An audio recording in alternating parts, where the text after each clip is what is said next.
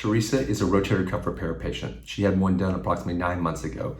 Leading up to that, she'd had weeks and weeks of pain and had failed conservative management, wasn't able to use her arm well, and we finally decided to do a repair. She says it was pretty hard the first 2 to 3 months after surgery, but now she's 9 months out and she's doing tremendous. Great range of motion, great strength. I'll let her share her story.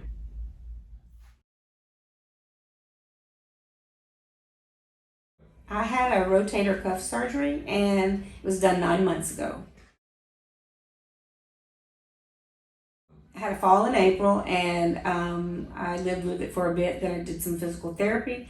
That didn't help, so I finally came and saw Dr. Hurt and we did the rotator cuff surgery. I had limited range of motion and pain in my shoulder and my upper arm area. I could barely move it like this, and reaching up head was not good at all, and I was just very limited in my range of motion. It was fine. It was a great surgery. Have no complaints about that. It was very easy. The recovery was long, but it's well worth it, and I would do it again. I am. I have no restrictions at all.